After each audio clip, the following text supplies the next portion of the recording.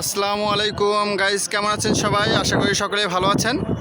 সকালবেলা আপনাদেরকে দেখিয়েছিলাম যে বরিশাল যখন কুয়াশায় আবৃত থাকে তখনকার ওয়েদারটা, এবং তখন বরিশাল শহরটাকে দেখতে কেমন লাগে। আর এই হচ্ছে বরিশাল শহর যখন দুপুর বা বিকাল গড়িয়ে যায় তখন অবস্থা দেখেন।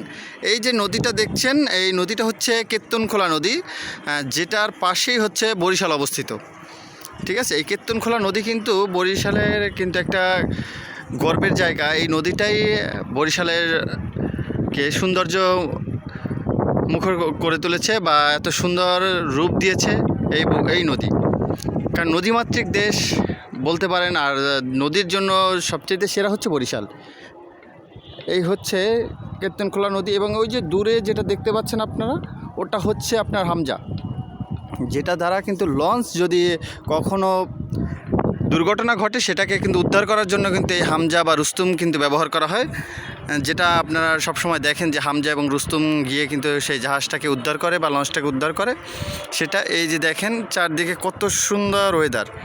এবং আপনাদেরকে সকালে দেখানোর চেষ্টা করেছিলাম যে স্টেডিয়াম, যে বরিশালের ক্রিকেট স্টেডিয়ামটা এখন আমি জুম দিয়ে দেখানোর চেষ্টা করছি। এই যে দেখেন বরিশাল স্টেডিয়াম, ওই যে চেয়ারগুলো দেখা যাচ্ছে, বাতিগুলো দেখা যাচ্ছে, ওই হচ্ছে বরিশাল স্টেডিয়াম। ঠিক আছে, একবারে নদীর কিন্তু পাশে অবস্থিত, এবং ওইটার অপোজিটেই আছে কিন্তু মানে একটু দূরত্বে কিন্তু 30 গোডাউন, যেটা বরিশালের সবচাইতে একটা পর্যটক এলাকা। সেটা হচ্ছে কিন্তু এই 30 গোডাউন এখানে, এবং এই হচ্ছে বরিশালের সৌন্দর্য।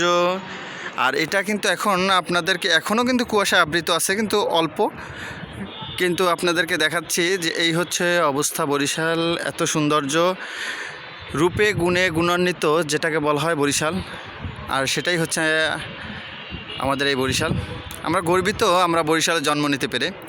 মহান সৃষ্টিকর্তার কাছে অসংখ্যবার কৃতজ্ঞতা জ্ঞাপন করি, সে আমাকে যেই বরিশালে জন্ম বা পৃথিবীতে পাঠানোর জন্য, এই বরিশালে দেওয়ার জন্য। এই যে দেখেন, এই কিন্তু বরিশাল। আর বরিশাল কিন্তু দেখা যায় যে অনেক ছোট বলতে পারেন অনেকে, কিন্তু এই বরিশালটা ছোট হলেও এই কিন্তু রূপে গুণে কিন্তু গুণান্বিত সেই।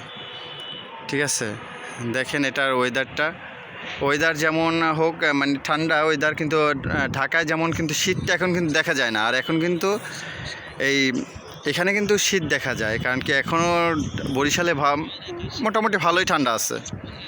ঠিক আছে, এই হচ্ছে অবস্থা। যদি ভিডিওটা ভালো লাগে অবশ্যই লাইক কমেন্ট করে সাথে থাকবেন। ইউটিউব থেকে দেখলে অবশ্যই সাবস্ক্রাইব করবেন, এবং ফেসবুক থেকে দেখলে পেজটিকে ফলো করে সাথে থাকুন। ভালো থাকবেন, সুস্থ থাকবেন। আল্লাহ হাফেজ।